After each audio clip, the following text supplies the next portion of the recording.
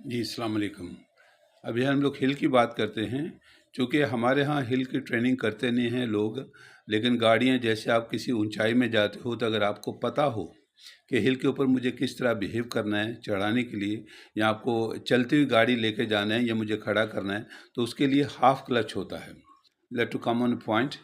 उसमें क्या है कि जैसे आपने एक छोटी सी जगह जो गाड़ी को रिवर्स पीछे धकेल सकती हो, वहाँ पे आप इसकी प्रैक्टिस कर सकते हो।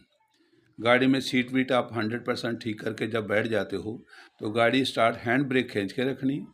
उसके बाद में गाड़ी फर्स्ट गियर में डालनी है।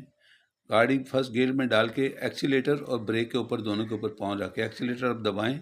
जैसे गाड़ी मोशन पकड़े, जब आपका गाड़ी मोशन पकड़े तो आपने हैंड ब्रेक छोड़नी है। जब आपने हैंड ब्रेक छोड़नी है तो उसको मैनेज करने की कोशिश करनी है ताकि एक्सीलेटर के साथ गाड़ी आपकी मैनेज रहे और पीछे ना जाए। ये इसकी टेक्निक है। हाफ क्लच आप दबा के रखेंगे, जब आप उसको हैंड ब्रेक छोड़ेंगे तो गाड़ी पीछे नहीं जाएगी और गाड़ी वहाँ पे ही खड़ी रहेगी।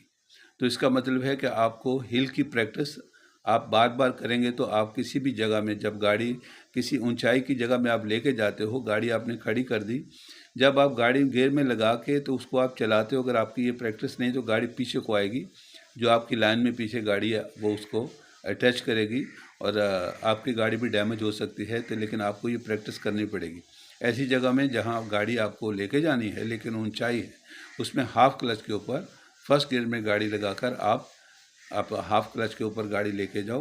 तो आपको इसके आप कम से कम 5 से 6 मरतबा दानिस्ता तौर पे इसकी प्रैक्टिस करेंगे तो आपको गाड़ी हिल के ऊपर चढ़ानी आ जाएगी। ये उसका तरीक़ेकार है। तो यानी बाद में ब्रेक और अपना एक्सीलेटर के ऊपर आप पाँव रखेंगे, जब छोड़ेंगे तो गाड़ी, चूँकि आगे जाने तो आपको ब्रेक छोड़नी पड़ेगी।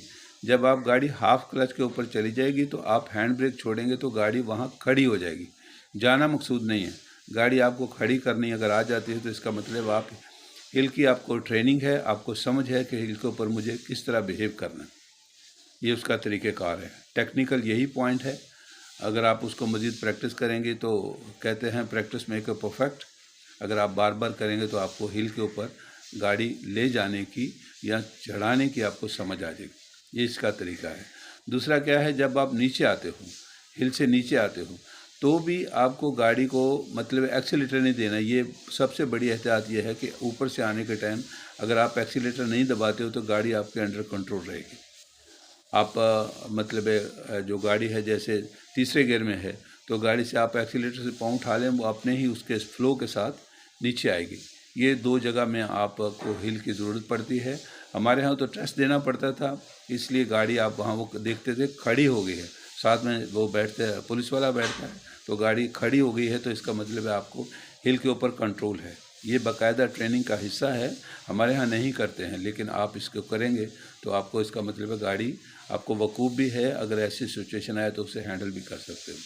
ये मेरी तरफ से आपको एडवाइस है, क्योंकि कुछ बातें ऐसी होती हैं जो आदमी कर सकता है लेकिन ना कभी किसी ने कहा और ना आपने किया। कम से कम आप ये मेरी वीडियो देखकर सुनकर अगर आप कर लेते हो तो आपका एक पार्ट है हिल का, वो आपको कवर हो जाता है।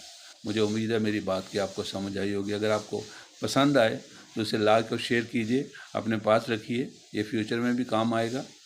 और बहुत शुक्रिया। Thank you very much.